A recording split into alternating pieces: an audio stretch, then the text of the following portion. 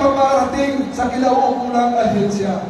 At yan po, si Consul Kaloy Palomares po, ay 3 beses minahal ng bayan ng Buwak sapagkat nakubot at servisyo ng tapat ang kompusong kalmahan sa ating mga kababayan. Hindi lamang po sa loob ng Sanggunian at trabaho si Consul Kaloy, ako po ay bumaba sa mga kabaranggayan upang maramdaman ko po ang kanilang mga hinaing. Kaya po ako ay pinagkalooban nila ng 3 beses na pagkamahal at pagtitiwala. Kaya po muli, hinihiling ko po sa sambayan ng buwan ninyo. Muling pagkatiwalaan, Consul Kaloy Palomares, number 23 po sa inyong mga palota, serbisyong tapat para sa lahat. Magandang gabi po. Maraming po. For our next is Consul San Jose Cap Sheila. Magandang gabi po sa inyong lahat at maraming po salamat sa napaka-pogi talang tubig. At ako po, umawakit mo ng isang gabi sa mga nanditong kapitan at mga frontline workers po, sa ating COP, Sir Argel Padilla, sa ating Comelec Head, Sir Chris Ola Olympia, at isa pong pag-alam at pagbati sa ating kapalitan. Ako po, si Kapitana Sheila San Jose, numero 24 po sa balota. Hindi lang po ako kapitan. Alam ko po bilang isang babae, napaka-challenging po na maging isang kapitan sa Barangay Malusak. Dahil alam naman po natin kung ano ang problema ng Barangay Malusak. Nandiyan po ang baha, ang basura, pero hindi po yung naging hadlang para sa pagbabago ng aking Barangay Malusak. Ako po, ang kapitana na lagi po nandyan, 24 oras pong tawagin, ako po ay hindi natutulog, nandiyan po tayo sa anumang pong sakuna.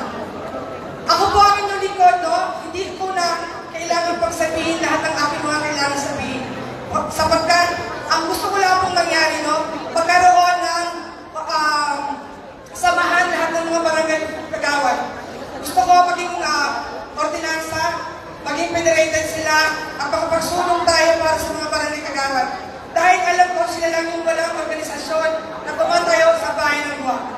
Pangalawa po, ay ang ating mga tricycle drivers. At alam ko, bilang isang manager din po ng Expromote Insurance, kaya ko pong magbigay ng insentibo para sa ating mga total drivers at sa libreng insurance po at saka sa mga personal accident insurance po, yan po ay aking tititigan sa ating museo. Pangatlo po, dahil ako po isang babae, alam ko na ako magiging boses ninyong lahat. Lahat ng babaihan, puproteksyonan ko kayo. Ako ang inyong kasangga sa darating na halalan. Huwag po natin kalilimutan ang babae nasa inyong harapan. Kapitana Sheila San Jose, numero 24. Tulungan po natin maging kusya. Salamat po.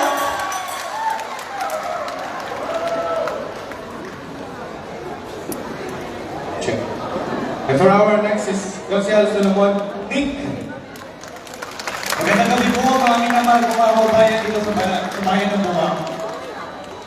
Ako po si Consul Nick Solomon, o mas kilalang Batang Palengke. Ako po ang pinakabunsong anak ng dati pong naging mayor, si ex-mayor Bongyat Solomon. Ngayon po, bakit ba tumatakbo si Consul Nick Solomon sa kanyang pangalawang termino? Dalawa po ang ating magiging periodan. Una, ang ating pong pamilihang bayan, ang Administrasyon Calyon po, ay pinipilit na magbubuksan ang ating pamilihang bayan this December 2025. And ang unang magiging top priority po ng Sangguniang Bayan ay magkamero ng ordinansa para sa maging operation nito. Kami po sa ating pong lahat, isa po ang pinapangako namin sa inyo. Ang ordinansa gagawin ng Sangguniang kasama si Consul Nick Solomon ay magiging pantay-pantay sa lahat ng mga kaubayan natin at magiging makatao. Pangalawa, ang ating pong APC at Tiangge. Ngayon po, pinipilit po namin, ang vision po namin, pagka meron po ng pagkakataon, ang ating mga farmers dito sa ating bayan ng Buwak na makapagbenta directly sa ating mga consumers. Panalo po ang bayan ng Buwak dito. Bakit? Una, magkakameron po ng pagkakataon ang ating mga consumers na makabili ng mas murang bilihin. Pangalawa, panalo ang ating mga farmers sapagkat magkakameron sila ng pagkakataon na magkaroon ng mas magandang kita at directly mapupunta sa kanilang bulsa. Yun lamang po, muli po ako po ang inyong lingkod, number 25 sa balota, Consial Nick Solomon, ang batang palengke, ang batang tinapay, ang magiging batang dito sa konseyo. Magandang po, maraming salamat. And for our last is Konsihal Seiko Yek.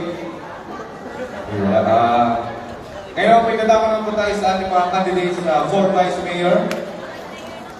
Napalapakan po natin Vice Mayor Caballes. Then,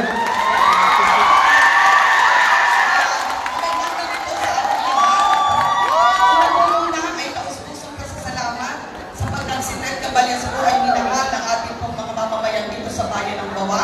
3 beses pong nakilal bilang primera konsehal po ng ating pong bayan ng Bawa. 9 na taon po akong naglingkod bilang inyong konsehal.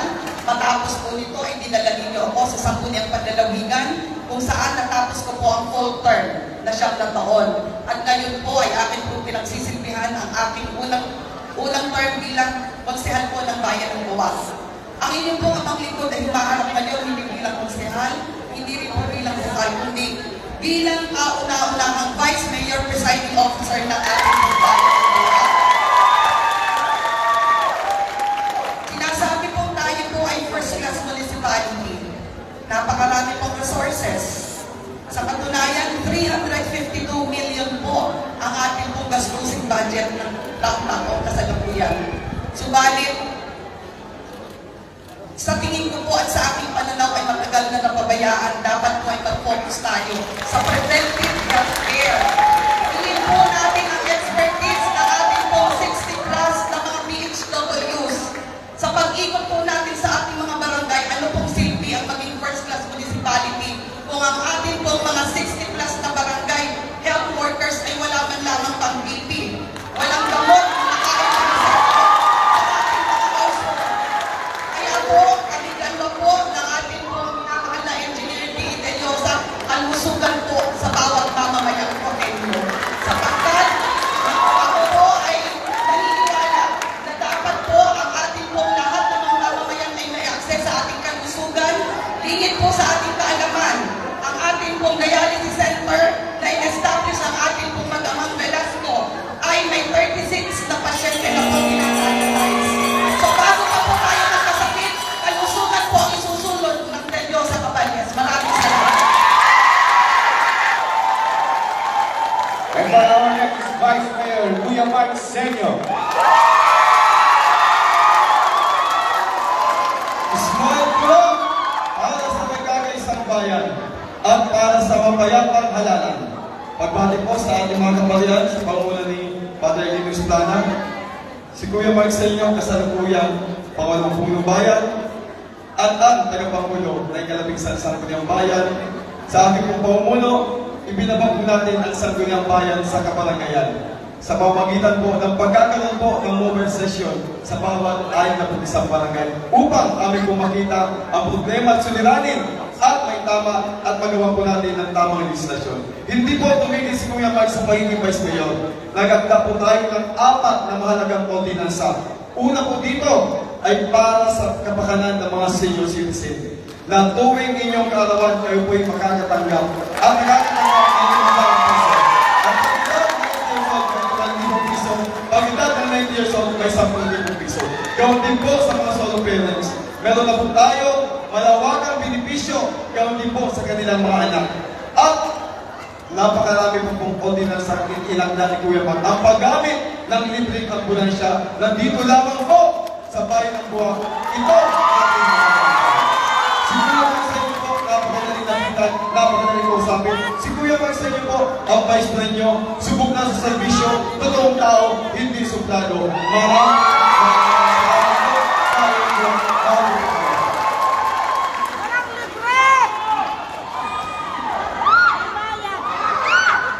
At narinig na po natin ang mensahe ng ating mga konsihal at Vice Mayor. Ngayon po, isa mo natin palakpakan para sa ating mga candidates, Councilor at Vice Mayor. At sa dako po ito, dito muna tayo para sa ating candidates for Mayor ng Bayan ng Buwak. Palakpakan po natin Mayor Army Carion. Maraming salamat sa ating kapagtubay. Una po ang aking pagbati Ganon din po sa ating COMELEC at sa ating pong PNP, sa aking pong mga katunggali, isang magandang gabi. Opo, sa bawat isa po dito, una po ang aking pasasalamat. Siyempre po sa lahat po ng inutol yung pagmamahal sa inyong punong bayan. Maraming salamat. Siyempre po, ang punong bayan ay kilalang-kilala niyo na. Sa 6 na taon pong pagsiservisyo, alam naman po nyo, hindi manurot manira, ito po ay puro gawa at hindi po puro salita. Kaya po, ang bayan ay marami na pong naipatupad. Napakarami na po at alam po ng bawat isa yan, mula po sa edukasyon, agrikultura, infrastruktura, at ito pa po ay ganoon din po sa livelihood program, ganoon din po sa ating mga PWD, sa ating mga senior citizen, na alam naman po natin, ito po ay ordinansa na lahat-lahat. Kaya nga po, edukasyon ay tututukan pa rin po natin. Dahil tayo po ay magdadagdag pa po ngayong edukasyon para po sa 2025-2026 upang ang ating na po sa barangay ay magkaroon po ng nurse at hindi lang po at midwife para po ito sa ating magiging well, of course, sabi ko nga po sa inyo, marami nang nagawa. Opo. Kaya nga po, ipagpapatuloy lamang po ang lahat ng nagawa. Kaya nga po, in my 10-point executive agenda, ito po ay isa-isa na sa halos 6 na po isang barangay. Ito po ay naipatupad na. Kaya nga po, ipagpapatuloy ng inyong punong bayan ang lahat ng kanyang 10-point executive agenda. Katulad po ng pagpapagawa ng cold storage system, ganun din po ang ating alternative learning system, edukasyon, at ang inyong punong bayan is not divided. Yan po ang inyong punong bayan. Tatapilikin at ang lahat ng mamamayan para po sa mamamayan ko kayo. Maraming salamat. At para po sa ating pangalawang kandidato, palakpakan po natin Engineer James De Leosa.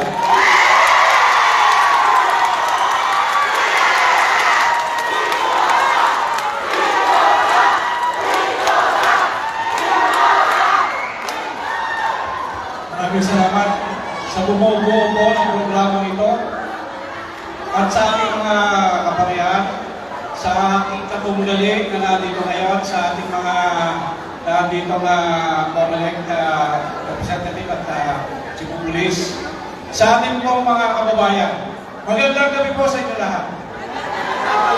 Nandito po si Engineer De Leosa na nakatira sa Barangay Bunganay na 1978 nandito na. 1978, nandito na po ako, nanunungkulan sa Department of Public Works and Highways at ang aking asawa po ay dito rin nanungkulan ng 1 taon sa Buwak Arencio. Ang mga programa po pinahagi ng aking mga kasamahan, yan po ay aming i-implement. Pero ang gagawin po namin ay lumapit sa mga barangay, sa mga naandun at tanungin sila kung ano ang kanilang kailangan. Hindi po kami pipili ng mga gamit na hindi kailangan ng barangay. Kaya dito po sa atin, sa programa ito, nagpapasalamat po kami bakit naging open tayo. Sinasabi nila na ako'y nalilira, hindi po yun. Ako'y nagtatanong palagi. Tinatanong ko lang yung mga programa niya na nakatingga. Ang sa amin po dito ay isulong, puntahan ang mga barangay at ayusin ang mga programang dapat ibigay sa kanila. Kausapin sila, lalo-lalo na po ang pangkalusugan. Yung mga redyo, kulang na kulang ang gamit. Yung ambulansya, bihira makita doon. Bihira makita, katulad po na nangyari ka sa Badbag, wala man nangyari, walang pumunta doon na ambulansya. Bakit? Kaya sa atin po ngayon dito, sa isa...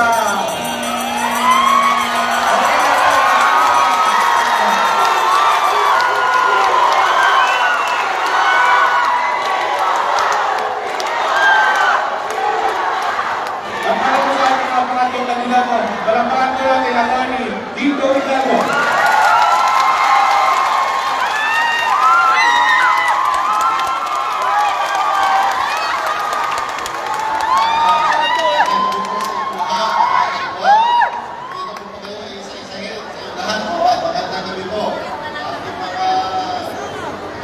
Kandidato, Team De Leosa, at saka ating team na kayo ng Pasyon. Concepcion.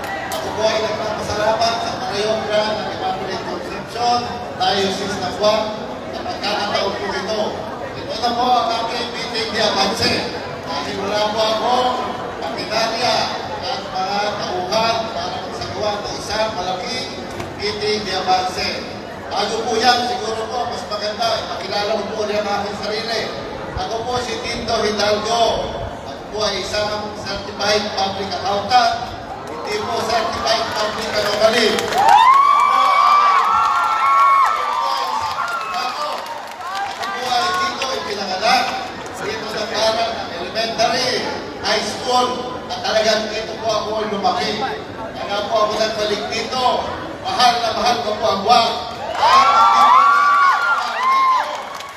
Lagi po nasa puso ko ang Marinduque at lalo-lalo na ang buwak. Dahil dito po, alam ko po ang mga nagbago at hindi nagbago. Kaya po ang aking po plataforma, kaya tinatawag kong itatak. Yan po ang nasa isip ko na pagbubulang ng aking buwak.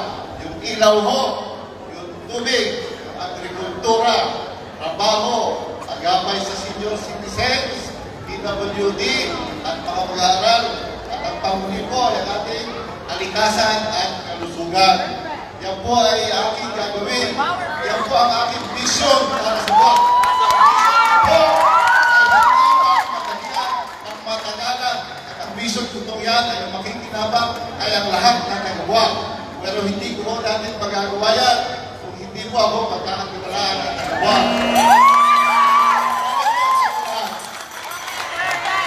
Maraming salamat po sa lahat ng mga kandidato sa paglalagyan ng 20 minuto upang ipakilala ang kanilang mga sarili. Lumalangin at kumiinit na po ang gabi. At kung meron pa kayong mga kaibigan dyan, pwede pa rin po silang imbitahan dahil papunta pa lamang po tayo sa mas exciting part.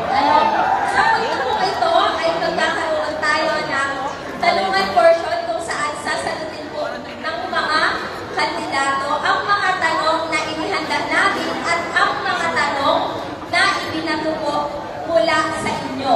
Meron lamang po kaming kaunting paalala. Matapos natin makilala ang mga panauhin sa gabing ito, pakikinggan naman natin ang kanilang kahusayan sa pagsagot sa mga sumusunod na katanungan. Pinaalalahanan po ang mga kandidato na sundin ang mga alituntunin ng ating programa para sa mapayapa na aangkop at maayos na daloy ng programa. Paunawa po, maging mahinahon at magalang sa pagsagot ng tanong at huwag gamitin ang entablado upang siraan ang ibang kandidato. Pangalawa po, gamitin ang itinakdang oras upang maihayag ang kasagutan. Ang hudyat ng bell ay nagpapaalala na tapos na ang oras sa pagsagot at dapat nang tapusin ang pagsasalita. Pangatlo po at panghuli, maghintay sa pagtawag ng moderator bago sumagot sa tanong at sikaping direktang sagutin ang mga katanungan. Sa punto pong ito, ngayon po ay tinatawagan ang ating moderator na siyang magpapadaloy ng ating mga katanungan. Ang ating Diocesan Director ng Commission on Public Affairs, Reverend Father Sinet Virilla Pilapili. Palakpakan po natin si Father.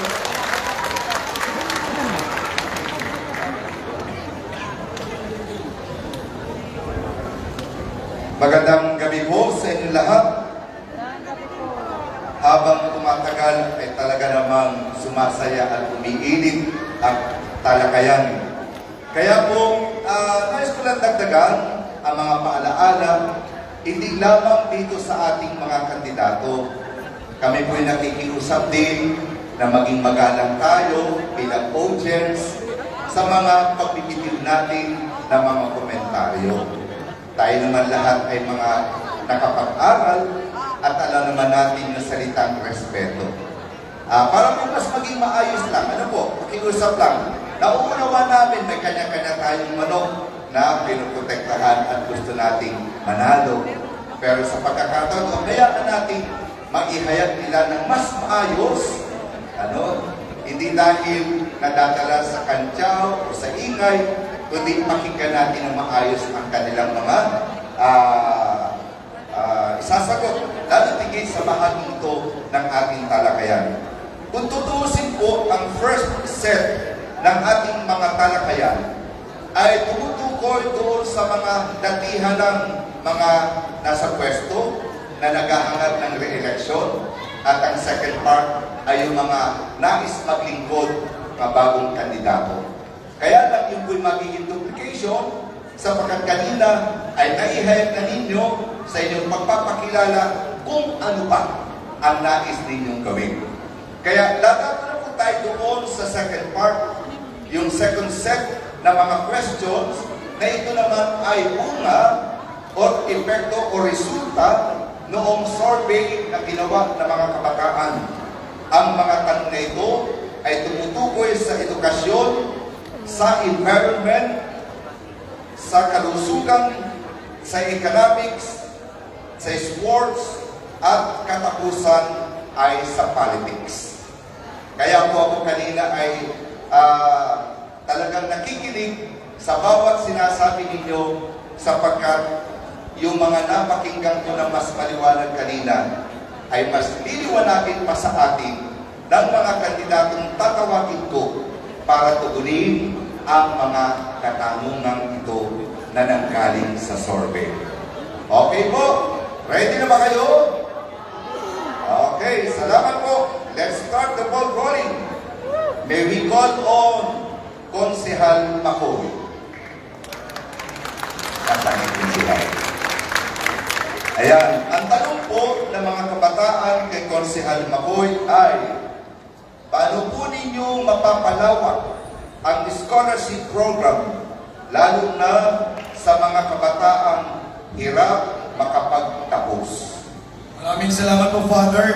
Ang tanong po ninyo na yan ay natugunan na po ng inyong lingkod. Sabi ko nga po kanina, puto lang, tayo po ay nagpanukala ng ordinansang inamyendahan ang kasalukuyang scholarship ordinance sa bayan ng Buwak. Kung dati po, ang malalayong lugar lang ang nabibigyan ng scholarship sa grade 11 at grade 12, ngayon po, ang akin na po isang barangay ay may pagkakataon na makapag-apply sa grade 11 and grade 12 scholarship. Ang bilang po na dating 100 sa grade 11 and grade 12, ngayon po, 200 na po sa grade 11, 200 na po sa grade 12. Ang dati pong 12,000 pesos na ibinibigay ng pamalang bayan sa college scholarship, ngayon po, 24,000 pesos na po kada taon ang binibigay sa mag-aaral. Maraming pagkakataon sa mga kabataan na sila'y makapag-aral.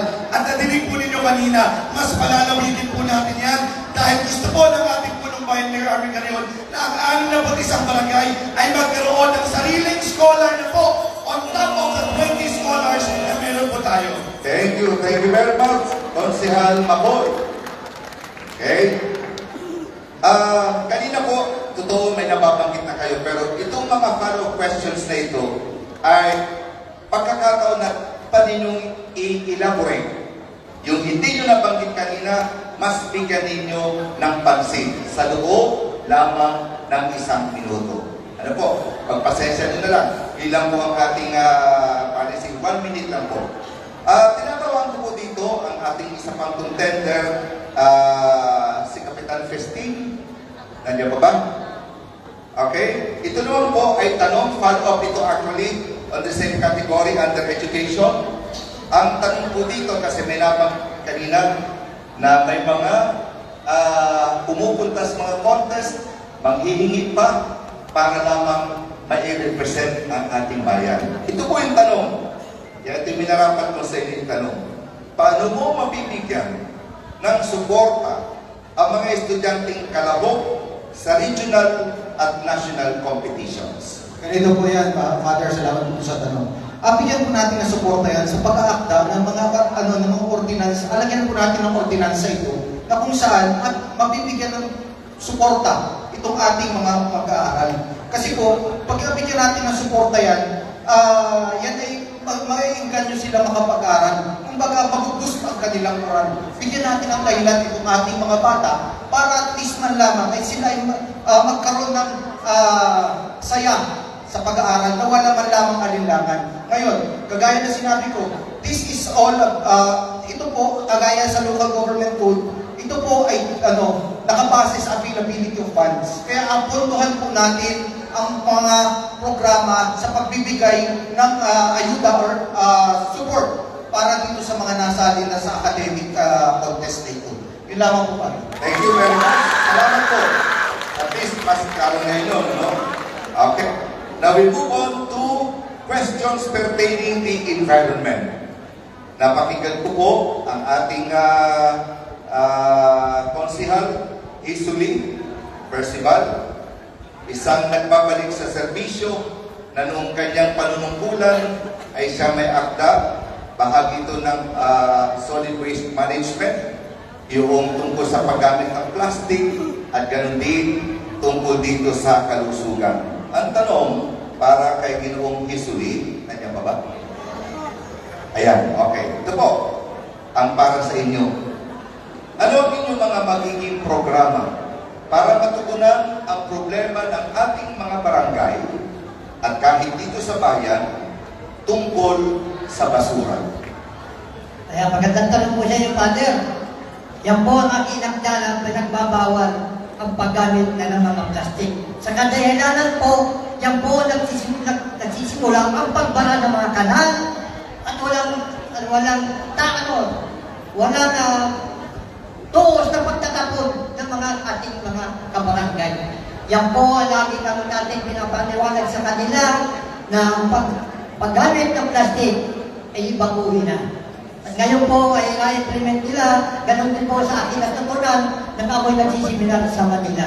Yun lang po, Father, at magandang gabi sa inyo. Okay, thank you very much po.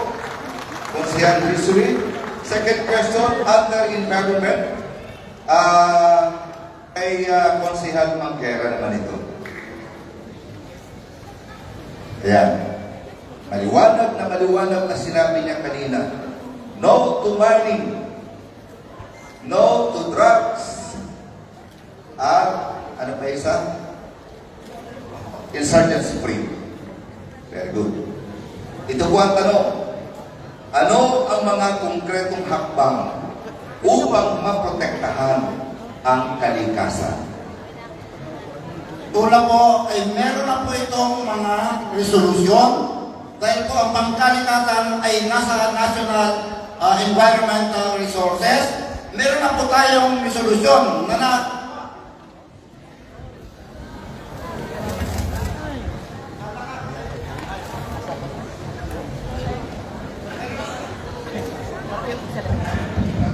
Okay, meron na po tayong mga resolusyon ng Sangguniang Bayan ng Buwak. Naka-address po sa ating Senator Villar to make Marinduque as mining-free zone. Ganun din po. Ginawan na rin po ng ilang Sangguniang Bayan ang isang resolusyon address sa ating kaputing Speaker, former Speaker, Lord Alan Velasco, also for the same, to bring it to the Congress na ang lalawigan ng Marinduque ay maging isang mining-free zone, katulad po ng aking advokasya. Follow-up question po, meron na pala. Anong gagawin? Yan po ay pinapalo-up namin dahil yan po ay national laws po ang kailangan. Sa amin po, meron po kami sa parte po ng resolusyon at ng action day ng Bayan ng Buwak ay nag-gawin po kami ng isang moratorium na wala po na mangyayaring minahan sa kasalukuyan sa lalawigan, most particularly sa Bayan ng Buwak. Magandang gabi po. Thank you very much, Konsihal Mangkera. Para po ito sa ating contender sa pagka-mayor, Mayor Carrion. Okay? Isa sa mga napapanahong issue, ang mga proyektong tulad ng coastal road, flood control, at road widening na may direktang epekto sa kalikasan. Ano ang inyong pananaw sa mga nasabing usapin? Ako po ay talagang regarding po sa road widening, Father. Opo, naaayon naman po sa akin ito. Dahil ito po ay kailangan din po na ating mga daan ay umayon sa tubig. Pero kung ang masasalanta naman po ang ating kalikasan, ay hindi ko po papayagan ito. Yan po. Okay, salamat po. Thank you po. Maliwanag, ano? Kung makakasira sa ating kalikasan, ay hindi papayagan. Okay? Akin pong tinatawagan ang ating mabutihing katunggali, Engineer De Diosa, para sa susunod na tanong. Galing po si Hidalgo. The same question po kayo. Ano po? Si Engineer De Diosa muna. Ito po ang tanong ng mga kabataan. Sa kabila ng malaking epekto ng mga copper mining sa ating probinsya, marami pa rin kumpanya ay interesadong magbukas ng minahan. Bagamat nasa ilalim tayo ng 50 taong moratorium na walang pagmimina. Ano ang inyong posisyon? O ano ang posisyon mo sa maaaring muling pagbubukas ng minahan sa ating probinsya? Salamat po, Father. Sa akin po ay hindi po ako sang-ayon dyan sa pagbubukas ng minahan dyan sa mga kapwa. Yung po ay aking tututulan. Maraming salamat po. Meron po ba question may note dito? Additional issues po dito sa WAP is about quarrying. Saka yung dredging ng ilog natin. Actually, yung dredging po, yan ay sa katunayan, may mga proseso po diyan na sinusunod. Kailangan po ay dyan ay mayroong clearance ang DENR. Kung hanggang saan ayusin at hindi lalabas. Kung wala pong clearance yan, hindi po susundin at hindi po ay patutupad. Yung tungkol naman po doon sa pag-excavate ng quarrying po, sa nakikita ko po diyan, ang may diferensya po diyan, yung mga contractors. Hupay ng hupay sila diyan na hindi man lamang pinapantay yung pinagkunan ng graba. Kasi kung yung po ay pinapantay, yung inaayos at well supervised ng namumuno diyan, ay dapat po ay maganda at walang pamamahal na kababayan natin. Lahat po ay perfect clearance yan sa DNR. Salamat po, Engineer. Hindi malaking tulong sa problema dito sa buwak. May we have the opinion or pananaw ng ating puti si Atty. Alam niyo, ang pagpipila parte na ng modernong pamumuhay natin. Hindi ho natin maiwasan ang pagpipila.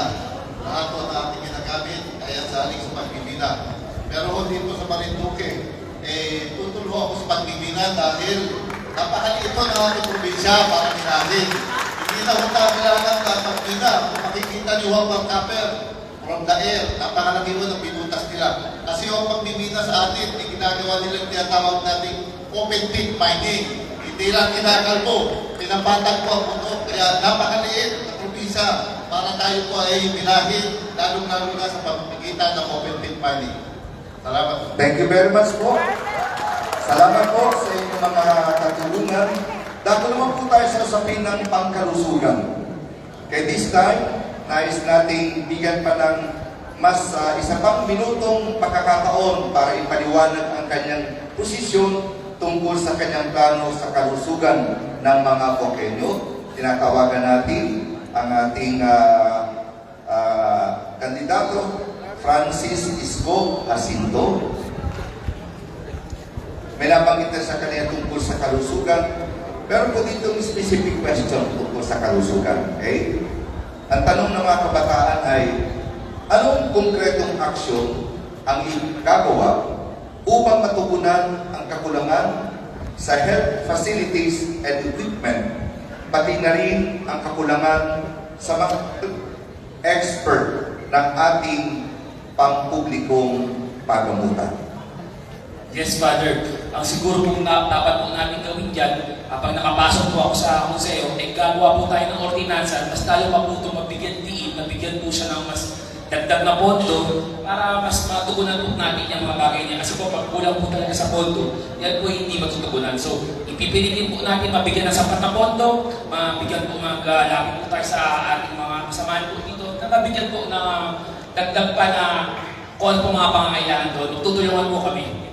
Okay, thank you very much po.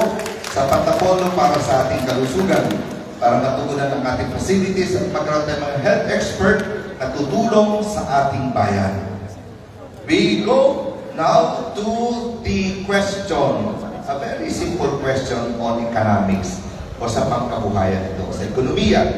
At tinatawagan natin si Konsehal Nick Solomon para sa kanyang dagdag na paliwanag tungkol sa bagay nito.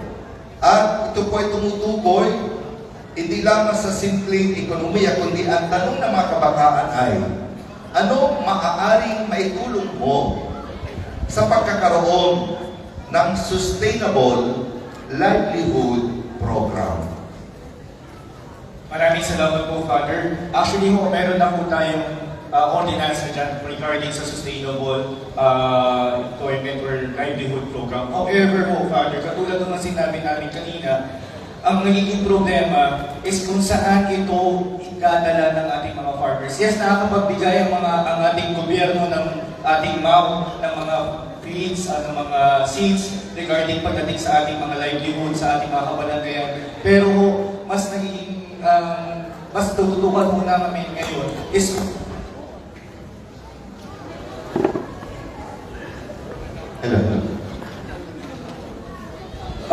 so yung kung saan po dadalhin ang ating mga farmers at magkaroon pa ng additional kita. Again, it's just an implementing of the said ordinance po, Father. Thank you. Okay, thank you very much. So hopefully, pagkatapos mabigyan ng tamang programa ay yung mga naging produkto naman, magkaroon din ng tamang papupuntahan para magkakwarta ang mga mamamayan. Okay?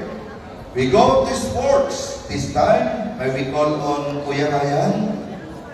Napakinggan ko kanina, ikaw ay may experience dyan sa Kapitolyo Makata, probinsya, tungkol sa larangan ng sports. Ito po ang tanong ng mga kabataan.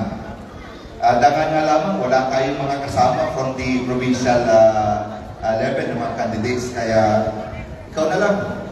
Kasi baka pagkatas ito, maging ano ka rin ng bukal din ng lalawigan. Okay, preparasyon muna ito. And this is your question. Sa nakaraang resultang ng Mimaropa Raa Sports Competition, ang Marinduque ang pinakahuli sa 7 naglaban-laban at may pinakamababang bilang ng medalya na nakuha. Meron lamang tayong 5 gintong medalya kumpara sa Puerto Princesa na 121, sa Palawan na 88, Oriental Mindoro na 68, Occidental Mindoro na 31, Calapan City 30, at Romblon 7. Samantalang tayo ay 5 lamang. Ang tanong, sa iyong palagay, ano ang mga makatotohanang hakbang na maaaring gawin ng lokal na pamahalaan upang mapalakas ang larangan ng sports sa ating bayan? Magandang tanong po yan, Father. Magandang gawin po sa inyo lahat. Ang may sasagot ko po dito is isang komprehensibong training sa grassroots pa lamang po. Mga bata ay nag-training na po sila para mapalakas pa po ang kanilang sa kanilang mga ang larangan ng sports. Ano po? Kasi po dito sa atin nangyayari ay kung kailan lang po magkakaroon ng competition, doon pa lamang po tayo mag-training. Ang kailangan po natin is full year round na mag-training at magkaroon po ng scholarship ang mga kabataan po dyan sa mag-training. Yun lamang po pala. Thank you very much, Ryan. We're now on the last question. Based on the results of the survey of our youth, and this is all about politics. This time, I'd like to address the question to our Vice Mayoral candidates. Okay, let's start with Vice Mayor Ted. Ang tanong po ay ito, ang korupsyon at pansariling interes ang nabigyan diin ng mga kabataan sa isinagawang survey na siyang nagiging hadlang sa mabilis na pag-unlad at mabuting pamimumuno. Nakahanda ka bang labanan ang korupsyon at iwan ang pansariling interes? Mula po ng aking panunungkulan, simula pong sehal hanggang magpupukalat ngayon na ako'y pumalik. Matagal ko na pong nilalabanan ng korupsyon. Ako po'y naniniwala na dapat po lahat ng transaksyon sa gobyerno ay transparent. Kung ito po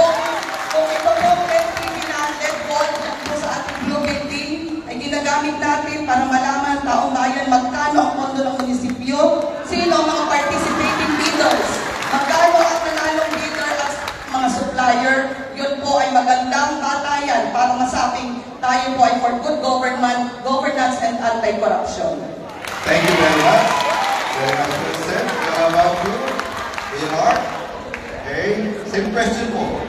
Tanong na naman, very personal ito. Nakahanda ka pag labanan ng korupsyon at iwan ang pansariling interest? Thank you, Father. Bilang tayo po ay naging punong barangay noong 2007, nailanan po bilang tatlong terminong bukal, number 1 bukal po, naging Vice Governor, naging numero 1 konsehal, at kasalukuyan pong Vice Mayor. Tayo po ay walang anumang pong record pagdating po sa korupsyon. Tayo po ay nakapagtapos ng Bachelor of Science in Accountancy at may kalaman po tayo sa pagdating po sa pera o sa pera po ng gobyerno. Kaya Father, yan po yung matagal na po natin pinaglalabanan ang pagdating po sa korupsyon po ito. Maraming po salamat. Thank you very much po. Kami natutuwa at ang lahat ng ating mga kandidato ay talagang labag sa kalooban nila. Wala silang plano na mangurap. Okay? Pwede kumurap paminsan-minsan yung mata. Pero corruption sa gobyerno, wag natin gagawin yan. Salamat po doon sa inyong mga kasagutan sa first set of questions coming from the results of our survey ng mga kabataan sa buong Marinduque. Ito pong last part na ito, actually ay collated questions. Nagkataon lang po na halos sa ilang tao lamang naka-address yung mga tanong ng taong bayan. Okay? Kaya po, pinagsama-sama na ng ating screen committee at ini-address na ito sa mga taong silang tutugon sa mga particular questions na ito. Hindi naman po ibig sabihin nun ay ibinawalang bahala namin o halaga yung inyong opinion, pero ito po yung ating priority persons na hinihinga ng taong bayan na tumugon sa mga katanungan ito. Okay po, para sa ating Kuya Mark Senyo. Okay, meron kayo ditong dalawang tanong. Okay. Ang unang tanong po para kay Kuya Mark ay sa hindi pagtuloy ng terminal na mga sasakyan na dating proyekto ni former Mayor Madla, ano ang masasabi rito at nakikitang konkretong solusyon dito? Opo, Father, salamat po. Ito pong nangyaring hindi pagtuloy ng terminal po ng ating dating Mayor Madla. Ako po'y bukal pa po nito. So, ang masabi ko lang po dito, may programa po ang pamahalaang bayan regarding po sa Grand Terminal Parking po nito. Magkakaroon lang po ng pag-usap ang pamahalaang pananawigan at ang pamahalaang bayan po para po sa ownership po ng nasabing pong plano po ng ating pamahalaang bayan sa pamumuno po ni Mayor Amita Cuscaro. Ito po ay may kaukulang plano na po na ito po ay nagkakahalaga po ng 300 milyon po yung proyekto po na yun. Kaya ito po ay sinisika po ng pamahalaang bayan po na humiling po sa pamahalaang nasyonal po upang may metropolitan. Ang problema lamang po yung ownership po ng nasabing paglalagyan po ng terminal po natin. Okay. Salamat po. Second question to you, Mark. Ito may tungkol sa business permit renewal. Okay. Ang tanong po dito ay, bakit hindi ninyo in-extend ang business permit renewal kayong wala namang one-stop shop ang buwag at may bagong sistema na ipinatupad ang BFP? Okay na pong katanungan po yan para rin po alam po ng ating taong bayan. Dito po yung tuwing mag-extend po niyan, ang Treasurer's Office po ang nagsasabi po sa amin o nagre-recommenda po kung dapat pa pong mag-extend po ng pag-renew po ng business permit. Kasi po na nakaraan, almost 90% na po ang nakapag-renew po. Napaka-minimal na naman po, Father, mga taong bayan, ang hindi po nakakapag-renew ng nasabing permit. Kasi po ang nangyayari po, sorry po pag nag-extend po lagi tayo, talagang hindi po nila, pinapabayaan po nila, inisip po nila lagi na ay mag-extend yan. Kaya hindi po muna kami mag-renew. Pero ayon po sa rekomendasyon po ng Treasurer's Office, na almost 90% na po ang na-assess o nakapagbayad na po ng business permit po dito sa ating pong bayan. Okay, thank you. Mas maliwanag ngayon. Okay, so ibig sabihin yan ay minsan ang problema na sa mga tao. Anong ayaw agad-agad? Ayaw agad-agad magka-renew. Ano po? Kung meron naman extension, ay nahuhuli pa rin sa extension. So siguro, maybe sometime later on, magkaroon tayo ng win-win solution. Okay? Now, ito po ay para naman kay Mayor Carion. Para po kay Mayor Carion, ang tanong po ay 2019 pa nasimulan ang palengke. Bakit hindi pa tapos? Meron pa pong kasunod, kaugnay nito, bakit hindi inilagay ang parking sa taas gaya ng ibang mga palengke sa ibang lugar? Lalo na at marami ang senior citizen ang nagtitinda at namimili. Bali na ito questions. Yung tanong po nyo ng 2019, hindi po yun totoo. Meron po tayong dokumento na narito ng ating pong bidding ay ginawa po ng 2022. Yan po yan. Kaya nga po yan, ngayon po ay magtatatlong taon na. Siyempre po, magti 3 years pa lang po yan, hindi po 6 na taon. Para po sa kaalaman ng bawat isa. Well, kaya naman po, kaya po yan, nagkaroon ng halos 3 taon na. Kasi po, nung una po, ang concrete po yung ating gagawin na foundation. And then, ang nangyari po, ginawa po itong steel. Kasi nga po, ang ating pong lupa dyan ay malambot. Kaya po, steel ang ginawa dyan. Kaya yan pong palengke na yan, pwede po tayong magtayo hanggang 5th floor. Yan po yan. And then, bakit ko po ginawa sa ground floor, may ang second floor ang wet market? Ang ground floor po naman, alam po natin na ang ating bayan ay congested na. Wala po tayong paglalagyan ng ating mga tricycle. Kaya nga po, yung ground floor na yun, doon po natin ilalagay ang mga tricycle. Yan po yan. Thank you. Okay, thank you po. Thank you po. Thank you, Mayor, sa inyong paliwanag. Para po ito kay Team De Llosa at Caballes. Okay, ito po ang tanong sa kanila. Ano ang maaari mong gawin na hindi pa nagagawa ng mga nakalipas na administrasyon? Okay, although meron po kayo nilatag kanina ng mga plataforma de gobyerno, baka gusto niyo elaborate pa ng konti. Ano daw po ang maaari pang gawin na hindi pa nagagawa ng mga nakalipas na administrasyon? Magandang gabi po sa inyo, Father. Ang unang-una po ay lagi namin sinasabi dyan, yung suporta sa pangkalusugan. Pangkalusugan mismo doon sa kaluluban ng barangay. Pagkat yung po ang kailangan natin, susugin natin ano ba yung problema ng kasalukuyan. Dapat tanungin natin ano yung pangangailangan nila diyan sa pinakamalayong lugar. Lalo-lalo nga yung ating unang-una dyan, yung sasakyan. Pag nangangailangan sila, yung mga bilihin na dapat dalhin sa malapit sa palengke at lahat ng infrastruktura, yung kalsada na dapat buksan na sa gayon ay makalusot ang mga kababayan natin na nando sa barangay. Yun po ang isa siguro sa mga nakikita ko mga pangangailangan at yung pong palakasin. Salamat po. Thank you very much po. Thank you very much. Ako po, Father, maraming salamat po sa katanungan. Sa tagal ko na rin po siguro sa servisyo, ay hindi po natitigil ang patuloy na pag-request ng mga pang-BP na ating mga PHWs.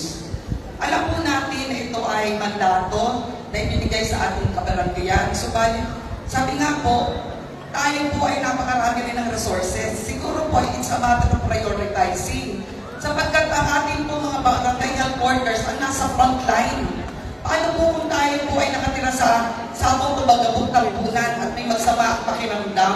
Tatawagin ang PHW, walang magamit na pang-BP. Para kay pabuhan tayo na tawag na first class municipality para hindi natin mabigyang tulong mula sa kabangbayan ng ating pong municipal government ng simpleng pang-BP ang ating pong lahat ng mga 66 na PHW sa ating barangay. Ganun din po, akin rin pong matagal nang makikita ang pangangailangan sa mga first aid po sa ating mga kabaranggayan. Kagaya po ng paracetamol. Thank you very much. Thank you very much. Okay, now we go to Attorney Hidalgo this time. Ang tanong po na para sa kanya ay, ano ang kalagayan ng malnutrisyon sa ating bayan at ano ang inyong plano hinggil dito? Yung malnutrisyon po, nakita ko sa mga barangay na aming pinuntahan. Kailangan po ng suporta ng mga ating kababayan, lalo na sa kanayunan. Ang importante po dyan ay yung prevention.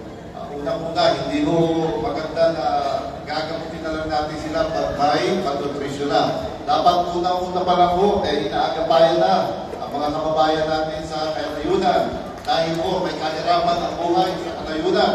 Kaya unang-una po dyan, dapat may mga trabaho ang mga nasa kanayunan para matulungan nila ang pangangailangan ng kanilang mga anak at ma-avoid ang malnutrition po. Thank you very much po. Thank you so much, Attorney Hidalgo. Okay, para naman dito sa ating mga Vice Mayor candidates, ito po ay tanong, how will you address other higher officials and barangay officials politicizing the sangguniang kabataan in their duties and responsibilities, including their budget? Para po sa mga Vice Mayor. Maraming salamat po, Father. Siguro po ay this time, bibigyan po natin ng liberty ang ating pong mga kabataan na pumili ng kanilang leaders. Huwag pong pakialaman ang ating pong mga nakakataas na nasa posisyon at tulungan natin sila at i-equip ang mga batang ito na tulungan kung paano i-prioritize ang mga budget at gastusin ang mga nakabinbin. Minsan po kasi may mga problema kung paano gagastusin ang mga nakalaang budget po sa kanila. Siguro po ay training na i-sponsor po ng ating lokal na pamahalaan. At ganoon din po, iwasan po natin magpa-influensya sa ating pong mga mas nakakataas na sa posisyon. Yun lang po, Mr. Thank you. Thank you very much. Kuya Mark?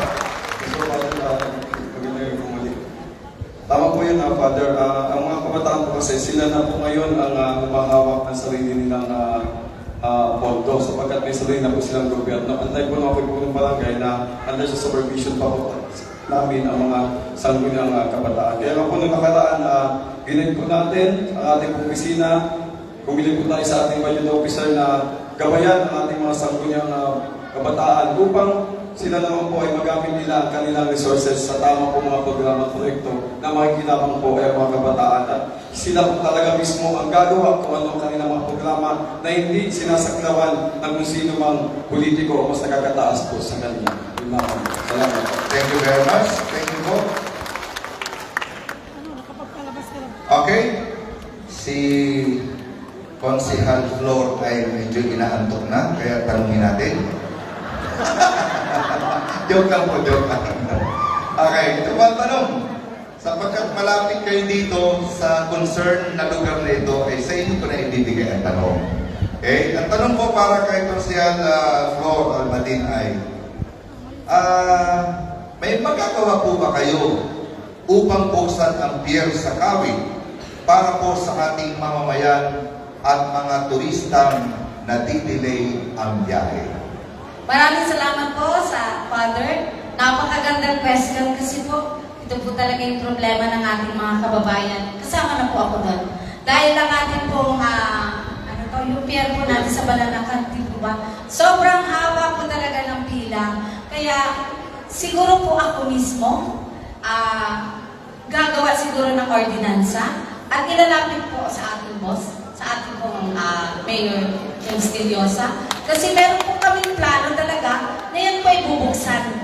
Para po mas maganda po ang ating biyahe mula Marinduque hanggang sa Lucena. Yan po talaga ay plano ng aming team. Yan po ay napag-usapan na namin at sana po ay ito po ay mapagbigyan ng inyong taong bayan ng buwag ang aming team, Tiliosa and Caballes, kasi kami po ay magsiservisyo sa inyo ng may puso. At may malasakit po sa inyong lahat. Maraming salamat po.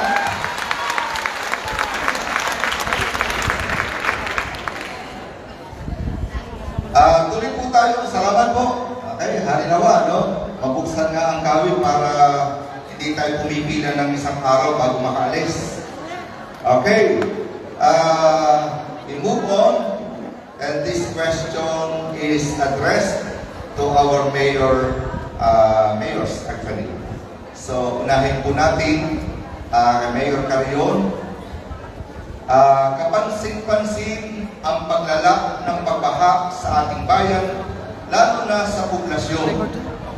Ano ang naging aksyon at masasabi ninyo rito? Yeah. Actually, totoo po yan, Father. Hindi pa po ako nakaupo ay matagal na pong problema yan dito sa bayan ng Buwak. Sapagkat yan po ay national. Dapat po DPWH. Pero kami po bilang sa munisipyo, kami po ay may hakbang dyan. Gumagawa po kami ng dredging, gumagawa po kami ng inaayos po namin. Nagpopondo po kami ng almost 20% para po sa pag-inis ng mga kanals dyan po sa populasyon. Yan po ay talagang dapat sa DPWH upang sa ganun magawa nga po dahil national funds po yan. Okay, thank you very much po.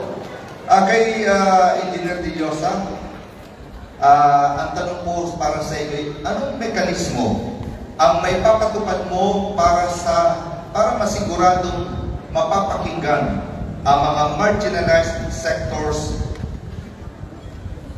sa proseso ng paggawa ng polisiya?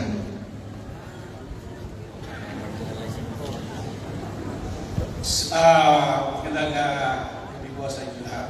Una-una ay konsultahin ang mamamayan na sa gayon ay makabuo tayo ng idea kung ano po ang dapat talagang maging policy o guidelines para po sa paggawa ng mga policy. Thank you. Thank you very much. Okay? Maliwanag yun. Simpleng-simple, ano? Kukonsultahin. Ito po para sa ating another contender, Attorney Hidalgo. Tamang-tama ito sapagkat ang tanong po ay may kinalaman sa mga RA-RA. Ito po ang tanong. How will you apply the importance of RA 6713 or the Code of Conduct and Ethical Standard for public officials and employees to your duties and responsibilities once you are elected in that position? Ay, napakasimple naman po siya, Father. Tingnan mo natin kung ginagawa ng mga kawani ng gobyerno ang kanilang mga trabaho ng tama, walang korupsyon at naayon sa batas. Kung hindi mo nilang ginagawa, kaya mo ay obligasyon ng mayor na i-prosecute kung sino man ang hindi tumatalima sa tamang gawain. Yan po ang dapat na ginagawa at hindi kinukonsinti. Okay. Thank you very much. Galing kayo kay Mayor. Okay. Ito pong tanong na ito actually is applicable to all of our candidates. Okay? Kukuha ako ng 3 dito, 3 din. Ano? So yung gusto sumagot kahit hindi pa alam yung tanong, pakitayo na po yung 3. Abay, ganun talaga. Lakas ng loob ito. Dito magkakaalaman kung kahit anong issue alam ninyo. 3. 3 na sa kabila. O hindi ako nagsasabong, ha? Pinipitin ko lang yung tanong para alam. Yan, yung 3 magigiting na ito. Okay. 3 lang. 3 kandidato lang. Okay? Magbigay na kayo. Ito'y masaya ito eh. Masaya ito, ha? Huwag magkukopyahan ang sagot, ha? Dapat iba-ibang dahilan. Okay? Basahin ko lang po bago magpalakpakan ng nakabibiging palakpak. Ano? Sinong gustong mauna? Kayo o dito? Ha? Hindi ito debate, ha? Hindi ito debate. Ito'y opinion. Okay. Sino mauna? O dito. Okay. Ito ang tanong. 1 minute din lang po. Ano po ang inyong opinion sa Bok Bahig?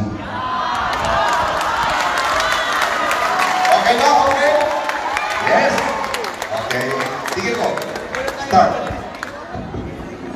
Ang vote buying po, yan po ang pinaka-ugat talaga ng buhay. Ng lahat po na nakikita natin kabulukan ang kainaan po ng ating pamahalaan. Hindi lang po dito sa ating bayan, sa ating probinsya, sa buong Pilipinas po yan. Bakit po? Madami pong mga kandidato na humahangat na sa totoo lang po may credentials po sila. May utak at may puso sa pagservisyo. Pero dahil po sa kulturang ito, na ilang henerasyon na po na ituro sa atin ng mga ninuno pa, nakukompromiso po ang serbisyo sa ating gobyerno. At ano po nangyari? So, yung mga po, may mga gumagawa pa rin ito, may mga nagbebenta ng boto, and then magtataka tayo na bakit pangit ang serbisyo. So, para po sa mamamayan, wag po tayo magtaka na pangit ang serbisyo kung tayo po ay nagbebenta ng ating boto. So, kung gusto po ninyo Okay, thank you very much po. Okay. Sagot, isa naman. Ano naman nasa pananaw mo? Ang atin pong saligang batas ay nagtakda ng batas tungkol dyan na ito may bawal. Okay.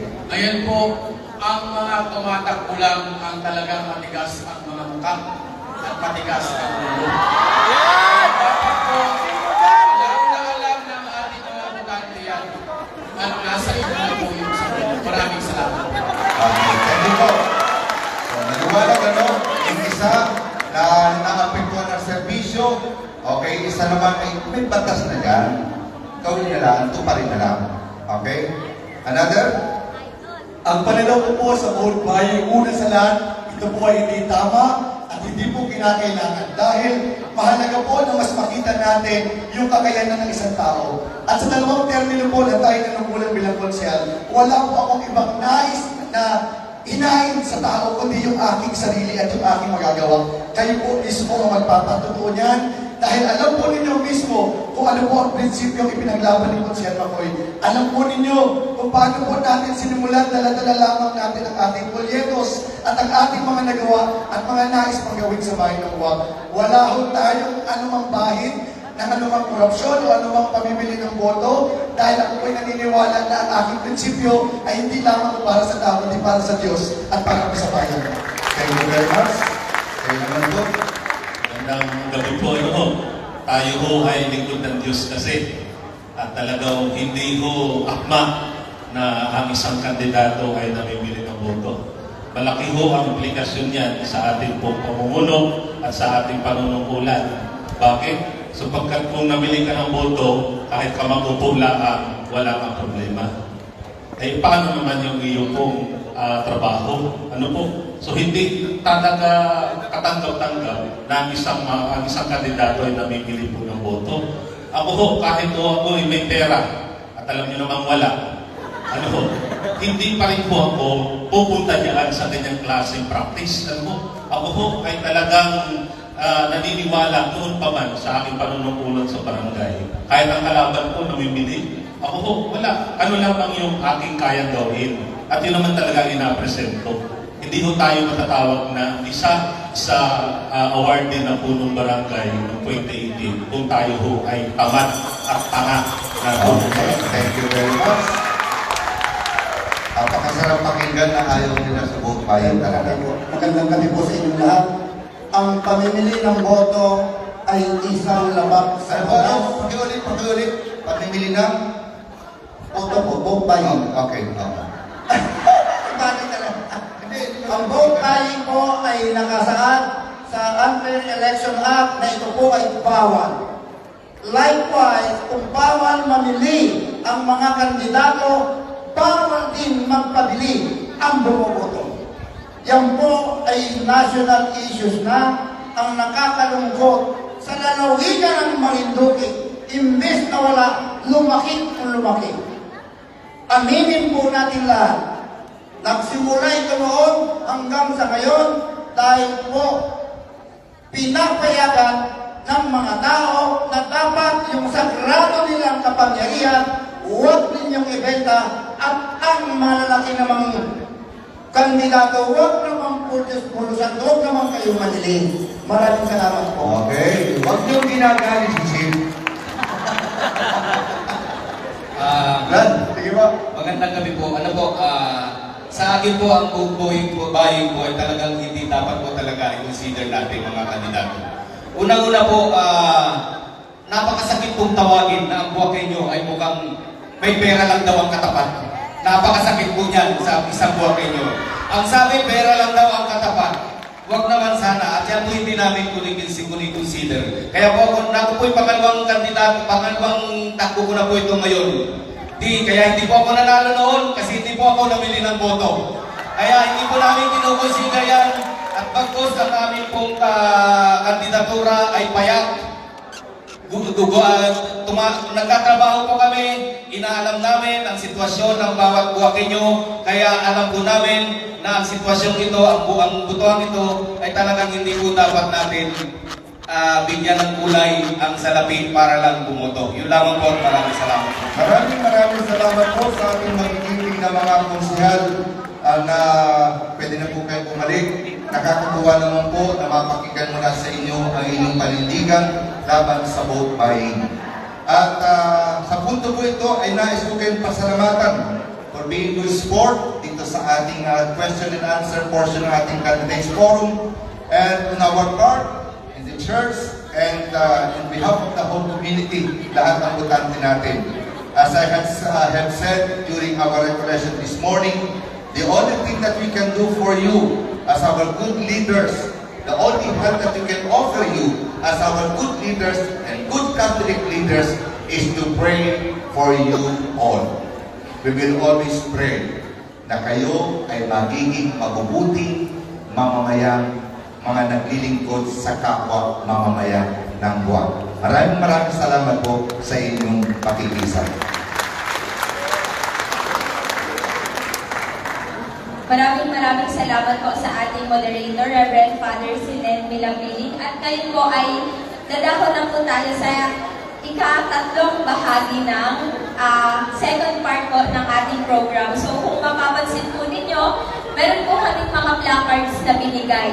Yes or no. So ano po yung gagawin ninyo dyan? Para lamang po tayo nasa Boy Abundano. Fast talk po tayo ngayon. Ano po? Okay, so sasagot po ang ating mga bisita sa isang fast talk sa pamamagitan ng pagsagot ng yes kung sila ay sang-ayon o pabor.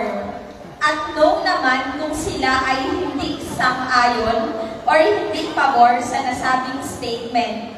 Itataas nila ang placards na nakaharap sa audience ang kanilang posisyon o kasagutan. Ulitin ko po, yung inyo pong mga sagot ay itataas ninyo na nakaharap sa ating mga audience. Ang mga tanong po ulit ay buhat sa mga survey pa rin ng resulta ng ating ginawang survey. Ano po, galing pa rin po yan sa survey at sa mga mahahalagang issue ngayong eleksyon. Ito po ay isang ready-made questionnaire para pa rin po sa kaalisan ng lahat. So, ready na po ba ang ating mga bisita? Okay, meron po tayong 1 minuto na nakalaan para po sa lahat ng tanong na ito. Unang-una, muling pagbubukas ng inahan sa Marinduque. Kayo ba ay susuporta sa pagpapatuloy ng quarrying sa ating lalawigan? Ang pagsira o pagpapanibago ng kalsada ay kinakailangan para sa pagtunlad ng ating lalawigan.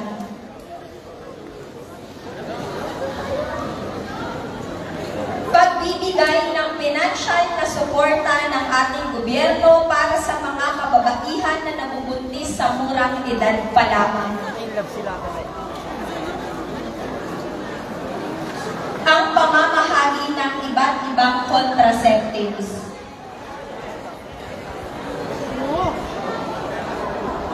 Sapat na budget para sa sports development program at sa mga manlalaro. Sustainable and responsible tourism. Political dynasty. Work opportunities para sa lahat ng out-of-school youth at senior high school graduates. Sustainable agriculture and livelihood program. accountable and transparent government. Pagbibigay ng sapat na suporta at tulong sa mga single parent. Pagpapahalaga sa public consultation sa bawat proyekto. Suportang pinansyal para sa mga pampubliko at pribadong paaralan para sa mga lumalahok sa paligsahan sa labas ng probinsya. Abortion. Pagliligal ng divorce.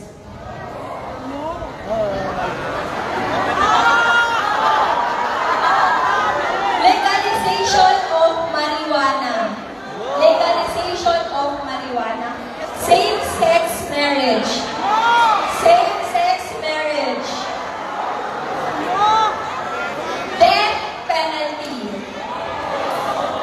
At panghuli po, pamimili ng boto.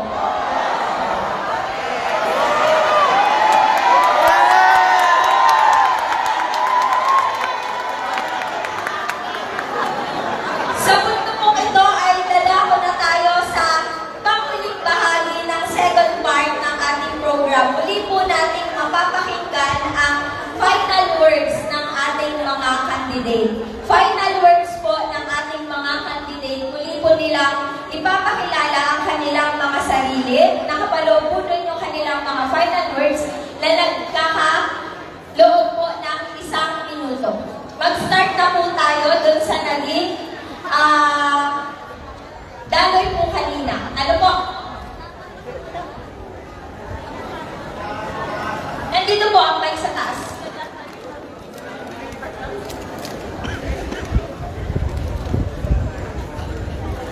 Maraming salamat po sa ating taga-tungkoy.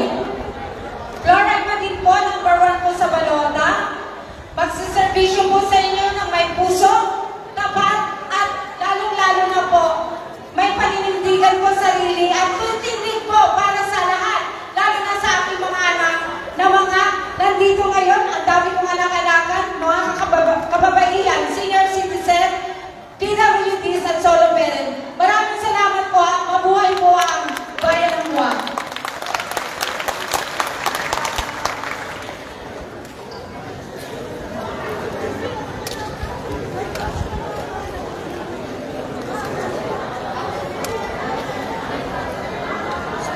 Konsehal Bogarin po. Konsehal de Chavez.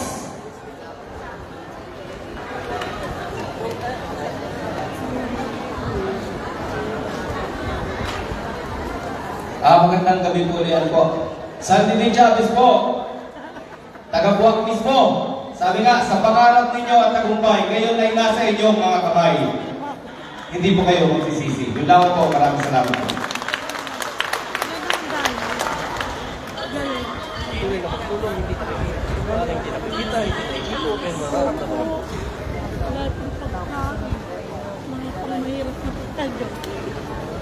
Magandang gabi po. Aling Wali Eclipse po.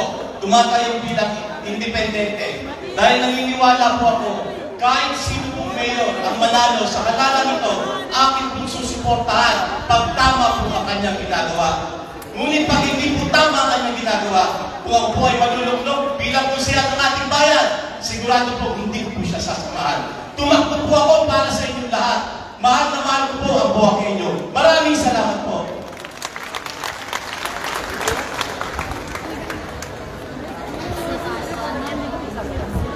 Magandang gabi po, Joel Christine, number 5 sa Kalota, na nasa inyong mga kamay, o nasa inyong kamay ang ating tagumpay. Kasi po, ilagay niyo ang inyong daliri sa inyong mga kamay. Lima lamang po sa isa, yung sa ipanulat ninyo. At muli po, nagasabi ako, tanggalin man nila ang mga tarpaulin ko sa mga gate at sa inyong mga bahay. Huwag na huwag niyong hayaan na putulin ang daliri niyo sa inyong mga kamay. Number 5 po sa balota. Maraming salamat.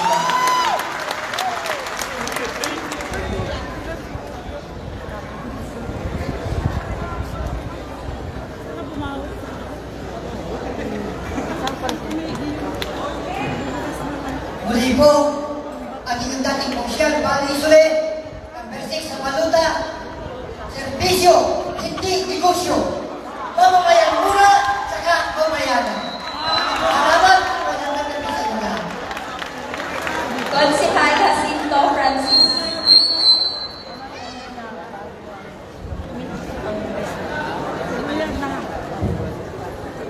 Una-una po sa lahat, ako po yung nagpapasalamat. Sa tuwing sasapit po ang eleksyon, talagang lumalabas po ang pagmamahal niyo at suporta niyo sa aking ina. Maraming salamat po mula sa aming pamilya.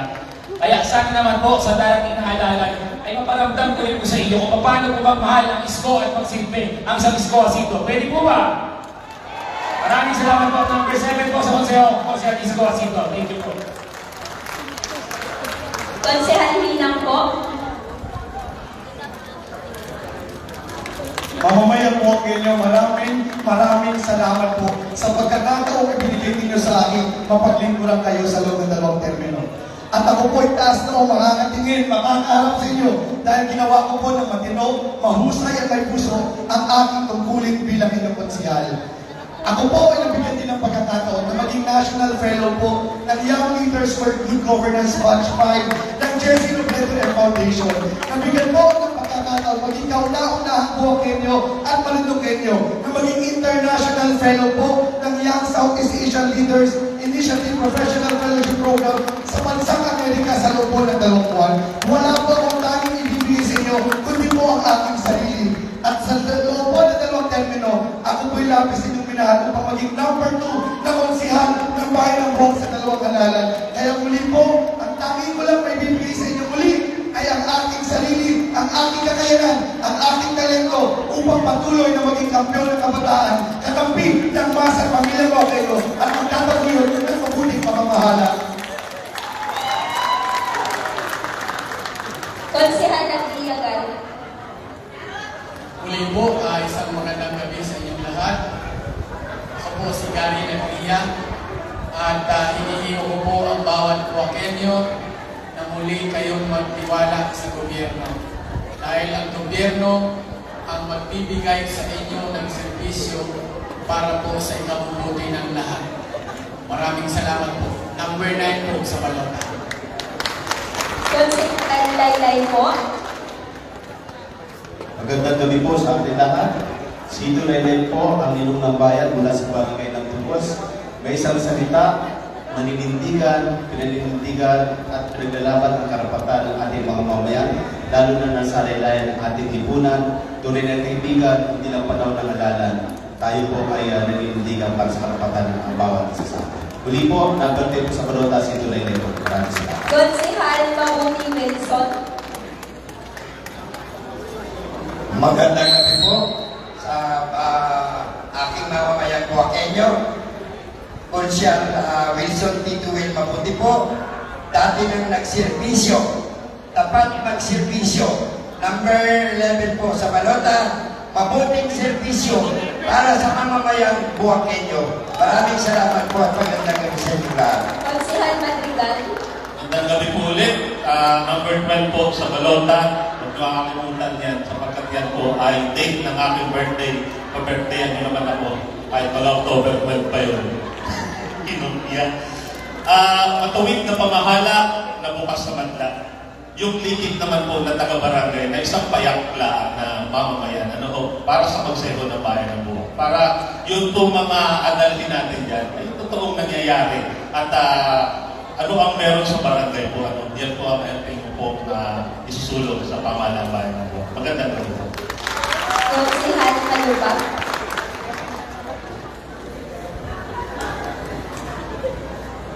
Magandang gabi po. Amadeo Mason Malubag Jr. po, Alas 2 de Press Maguns, mula po sa sektor ng transportation. Kung ako po'y manunulog, alam ko po na mula sa mga sektor na iba, katulad ng magsasaka komunista ay may buusubutin.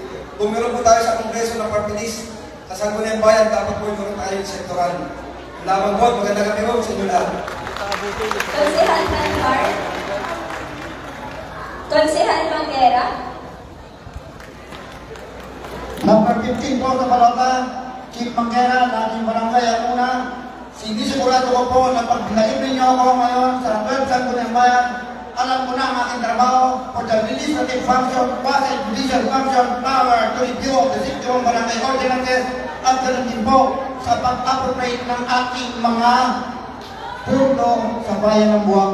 Bantayan ko natin and I will be careful for giving the authority to local check executive. Sisiguraduhin po natin ang magandang gabi po sa inyo.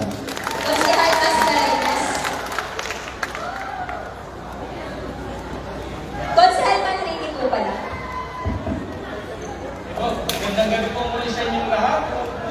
Number 16 po sa Balota, nagbabalik po para mag-servisyo sa inyo.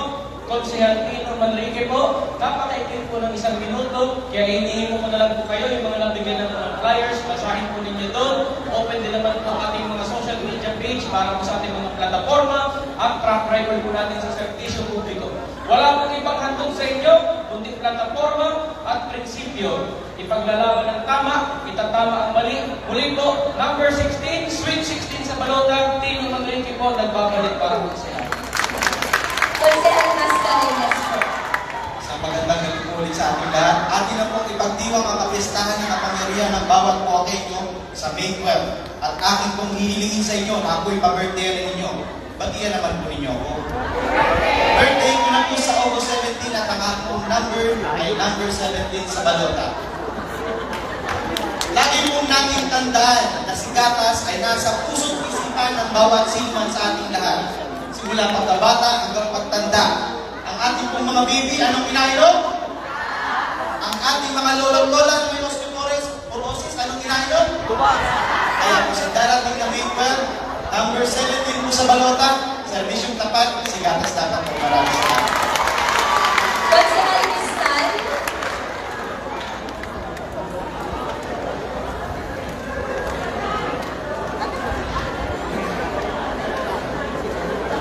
Magandang gabi po, Bayan Buwak.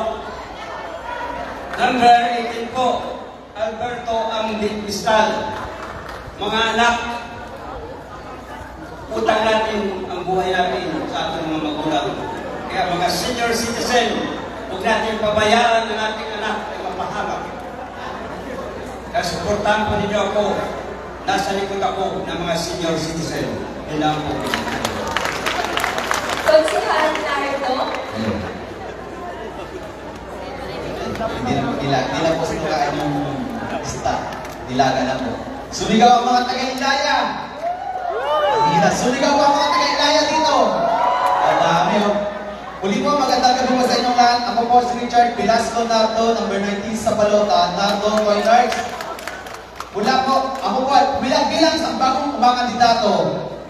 Sana po, supportan niyo po ang taga-Ilaya. Lalo na po, ako po ay naniniwala na maging boses ako ng Ilaya sa pamahalaang bayan. Muli po, serbisyong maasahan, tunay at para sa taong bayan. Number 19 sa Balota, maraming salamat po. Konsehal Nepomuceno Awi. Ang tunay ng pamahal at pagmamalasakit. Ang konsehal ng masa, Awi Nepomuceno, number 20 sa Balota. Inyong maasahan, katawan mo mamaya. Maraming salamat. Konsehal Nepomuceno Kuya Ryan. Ito po ang inyong lingkod, naniniwala na kapag malakas ang turismo, may negosyo. Kapag may negosyo, may trabaho. Ito po ang inyong lingkod, 21 years na pong Morion, 21 years na pong nagpapalakas ng turismo po dito sa Bayan Buwak. Number 21 po sa Balota. Serbisyong tapat, higit sa lahat, Kuya Ryan po sa po. Maraming salamat. Konsehal Ogaire. Magandang gabi po sa ating lahat. Kung matagal na po tayo nagkakanap ng pagbabago, unahin po natin sa matalino at tamang pagboto. Ingatan po ninyo ang karapatan ninyo na pumili at magdesisyon ng lingkod bayan na mamumuno sa ating sa loob ng 3 taon. Ako po, hindi po ako politiko, baguhan sa larangan ng politika. Kaya kung gusto po natin ang pagbabago, katulad ng Pasig, iboto po ninyo ako, iboto niyo po si Atty. Tito Hidalgo.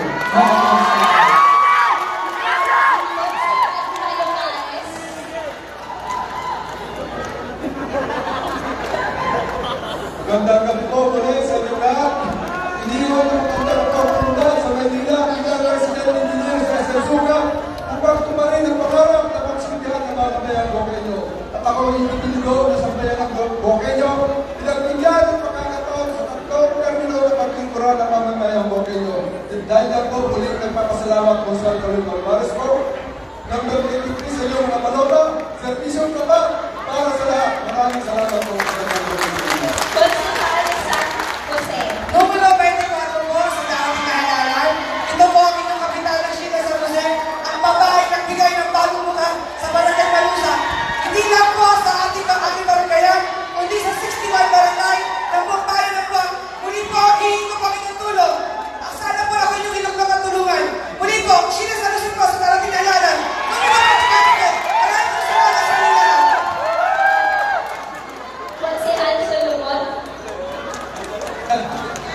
Magandang gabi po muli sa ating lahat.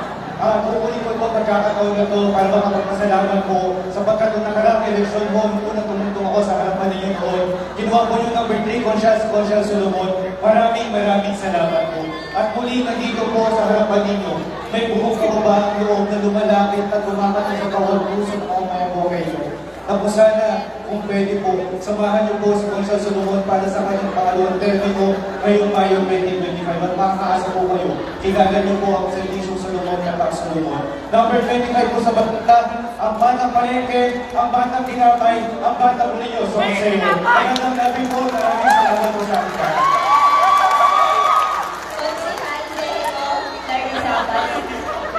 Ngayon po ay pununan na tayo sa Vice Mayor.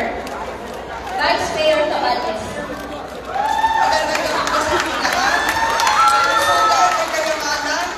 Number 1 po sa inyong mga kalokan, Ted Cabales, Vice Mayor ng Bayan ng Moa. Vice Mayor Senyo. Maraming salamat. Masalamat po mula kay Kuya Mark Stenyo, ang Vice Mayor. Kilala nyo. Ismael Buwak, laging nakangiti, madaling lapitan, madaling hanapin. Subok na sa servisyo, subok sa karanasan, sa pagtitiwala ninyo. At isa pa po ang masabi ko, subok na sa servisyo, totoong tao, hindi suplado. Number 2 sa Balota, ang inyong Vice Mayor, Kuya Mark Stenyo. Lalapit na po tayo sa Mayor Carion. Ito po ang inyong unang bayan. Number 1 sa Balota.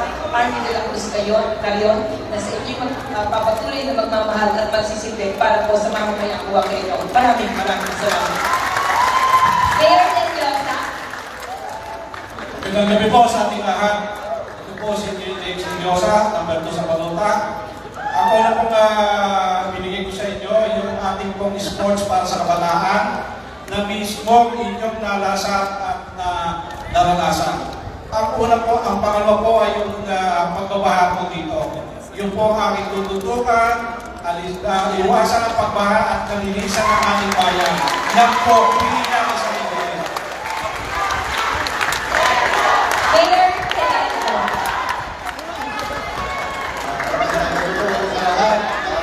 Ito po ay isang paalala para sa ating lahat. Sana po sa darating na eleksyon, napakinggan po natin ang mga nagdang pangako at ang mga kandidato. Sana po ay makasunod natin ang katauhan ng mga kandidato.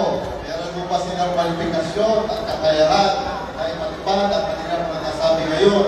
At mahuli po, sana po iwasan na natin ang pamimili ng boto.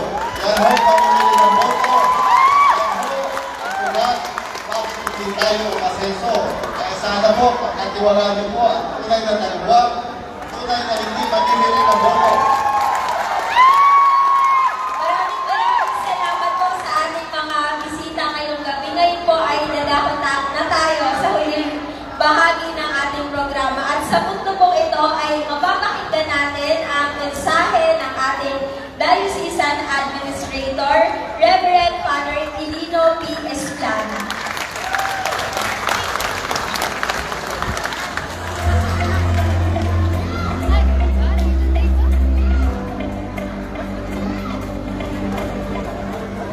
Napakasarap pakinggan, kaya-ayang tingnan, nakapagbibigay ng mataas na espiritu at pag-asa para sa mga mamamayang Buwakenyo. Maraming salamat po sa lahat nating mga kandidato. Ngayon pa lamang ay binabati ko na po kayo sa inyong magagandang mga plano para sa ating mamamayan. Congratulations po sa inyong lahat. Tulad na nabanggit ko, napakasarap pakinggan. Kaya ang aming pong aabangan, titingnan na lamang natin sa aktwal na pagkasakatuparan. Sa ngalan po na aking mga kapatid na pari, na narito, Father Milimar, Father Joji, Father Sinen, at yung pa po mga kapatid kong pari na nariyan lamang sa Tabi-Tabi, kami po ito sa pusong nagpapasalamat sa inyo sa isang napakagandang candidates forum. Talaga po ako'y hangang-hanga. You were able to conduct yourselves hindi lamang sa mapayapang paraan, kundi napakasidil, napaka mga edukado. At ako'y humahanga. Ang gaganda ng iyong mga plataforma. Kaya muli sa ikalawang pagkakataon, binabati ko po kayo. At tayo po naman na mga bumuboto, huwag po kayo mag-alala. By next election, ako po ay buwakin nyo na din. Tagatansa po ako. Pero ngayon, hayaan niyo muna namnamin ko ang pagiging Santa Cruz. Barangay Pag-asa po tayo. Santa Cruz. Pero kayo mag-alala, pwede ba pinagay yun doon? Imbalido lang. Kaya muli sa inyo po minamahal na mga kapatid at mga mamamayan na narito na sumaksi, tagumpay ng bayan, tagumpay na nanunungkulan, tagumpay ng buong bansa, palagi nating asahan. Maraming salamat po sa inyo lahat. Maraming salamat po, Father. Ngayon naman po ay dalawa tayo sa covenant signing. Ang lahat po ng mga naging bisita, mangyari po na pumunta po kayo dito para po sa covenant signing. Meron po mga pen na nakalagay dyan. At ulitin ko lamang po, pagkatapos po nito ay meron pa po tayong final blessing. At pakuli po ay panalangin para sa halalan. Ano po? Pwede na po kayong magsimula.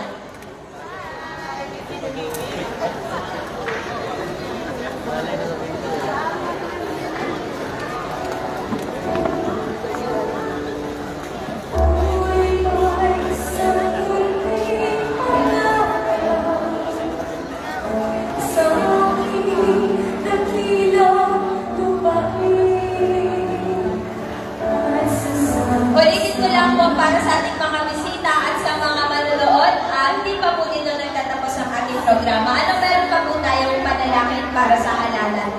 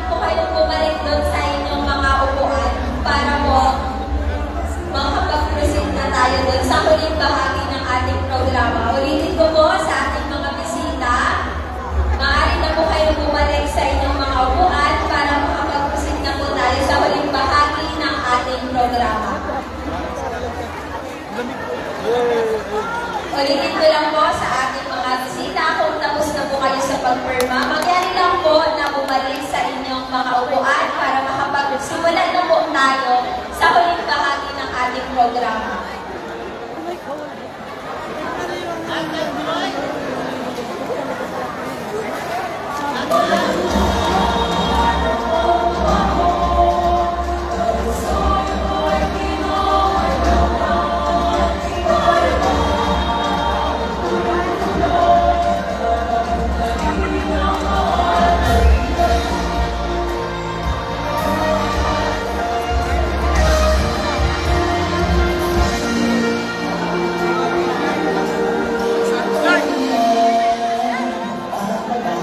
Ayan, muli po, maraming salamat po sa ating mga bisita sa pagdalo po sa programang ito. At sa punto po ito ay mapapakinggan naman natin po ang words of gratitude ng ating Kurang Paroko, ang Kurang Paroko ng Immaculada Concepcion Parish, Reverend Father Ian Ricardo.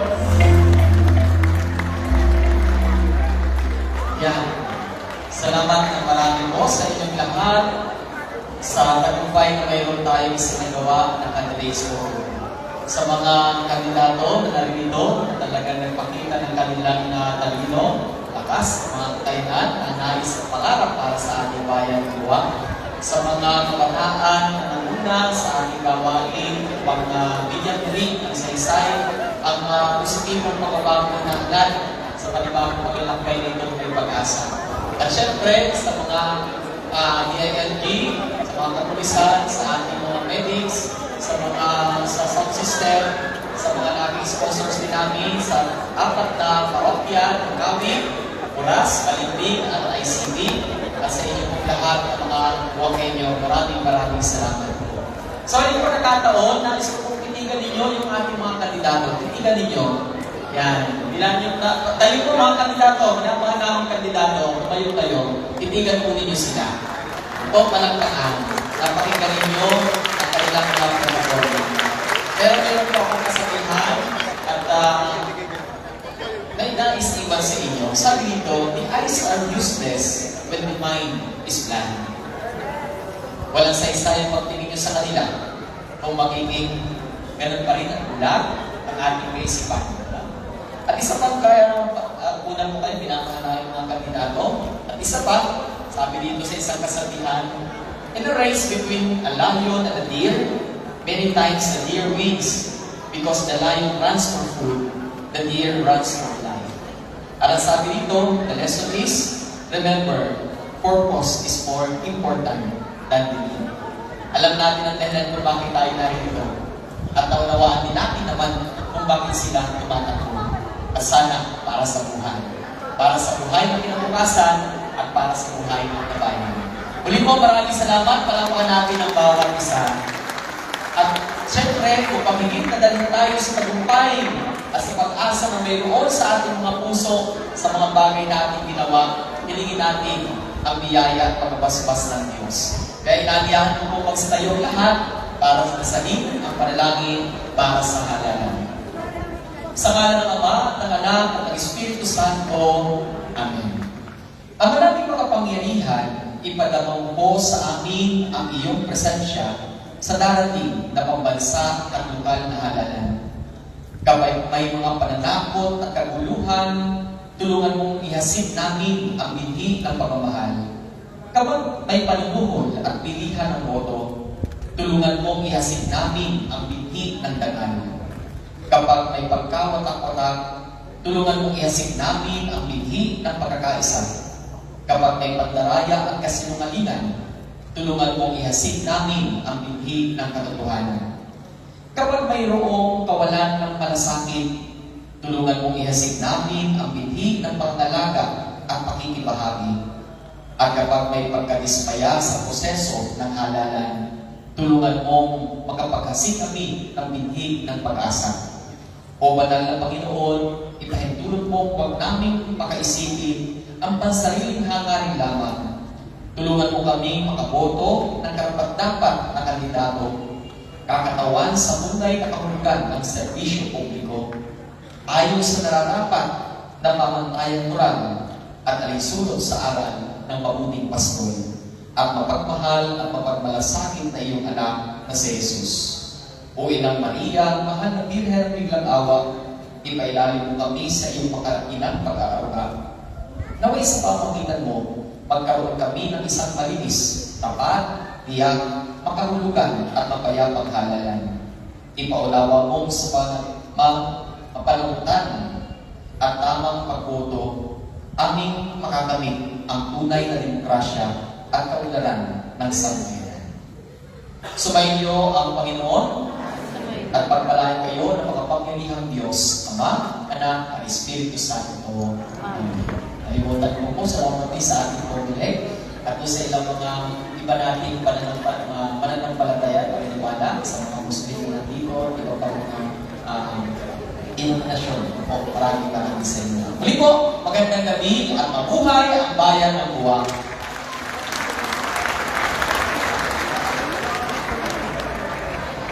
Maraming salamat po at ingat po ang lahat pa uwi. Announcement lang po sa Parish Youth Council, sa Parish Youth Council ng ICP, huwag po nang uuwi dahil tayo po ay maglilinis pa.